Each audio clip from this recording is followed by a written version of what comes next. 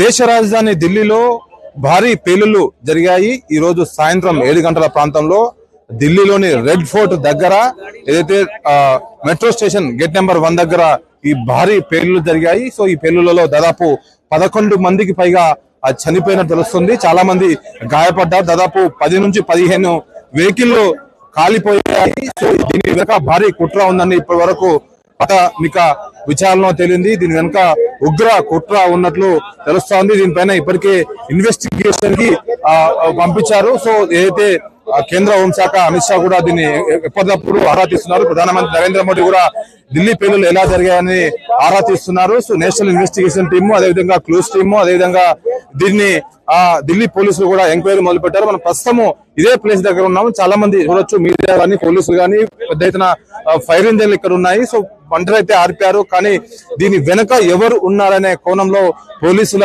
అయితే దర్యాప్తు కొనసాగుతున్నది. సో గత 2 రోజులుగా చూసుకుంటే దేశవ్యాప్తంగా అక్కడ గుజరాత్ లో కానీ హైదరాబాద్ లో లింకులు ఉన్న కొంతమంది టెర్రరిస్ట్ ముఠాలను అరెస్ట్ చేశారు. సో ఈ రోజు ఉదయం గజియాబాద్ లో ఒక డాక్టర్ ఇంట్లో సంబంధించిన కొన్ని వస్తువులు దొరికాయి. సో దాని తర్వాత ఈ రోజు సాయంత్రం 7 గంటల సమయంలో ఢిల్లీలో రెడ్ ఫోర్ట్ అత్యంత రద్దీగా ఉండే మార్కెట్, ఢిల్లీలో అత్యంత ప్రధానమైన మార్కెట్.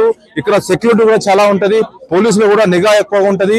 ఇక్కడ మొత్తం చాలా చాందనీ చౌక్ అనేది ఏషియాలో అత్యంత పెద్ద మార్కెట్ మనకి ఎదురుగా కనిపిస్తుంది. సో ఇలాంటి రద్దీ ప్లేస్ లో బ్లాస్ట్ జరగడం పట్ల దేశమంతా అలర్ట్ అని చెప్పుకోవచ్చు. సో ఢిల్లీతో పాటు దేశ రాజధాని చుట్టుపక్కల ప్రాంతాలు కూడా హై అలర్ట్ చేశారు. సో ముఖ్యంగా అయితే ప్రధానంగా దేశవ్యాప్తంగా ప్రధాన నగరాలు కూడా హై అలర్ట్ జారీ చేస్తూ ఉత్తర్వులు జారీ చేసింది హోంశాఖ. సో ఓవరాల్ గా చాలా సంవత్సరాల దాదాపు 15 సంవత్సరాలు 2006లో ఢిల్లీలో బ్లాస్టులు జరిగాయి. సో దాని తర్వాత అత్యంత బ్లాస్ట్ ఇదని చెప్పుకోవచ్చు. దాదాపు ఇప్పటి వరకు 11 మంది పైగా చనిపోయినట్టు తెలుస్తుంది. ఇంకా ప్రాణాలు ఇంకా ఎక్కువ మంది చనిపోయినట్టు తెలుస్తా ఉంది. సో ప్రస్తుతం దీని పక్కనే ఉన్న ఎల్ఐజీ హాస్పిటల్లో క్షతగాత్రులను అక్కడ తరలించారు. సో వాళ్ళకు ట్రీట్మెంట్ ఇస్తున్నారు. సో మృతుల సంఖ్య పెరిగే అవకాశం ఉంది. దీని వెనుక ఉగ్ర కుట్ర ఉన్నట్లు భావిస్తున్నారు. సో ఇది ఒక మానవ బాంబు లాంటిది అని చెప్పుకోవచ్చు. ఎందుకంటే కారులో వెళ్తూ బ్లాస్ట్ అయింది. సో ఇది ఒక పథకం ప్రకారం చేశారు. సో రేపు బీహార్ ఎలక్షన్స్ ఉన్నాయి, చాలా రాష్ట్రాలలో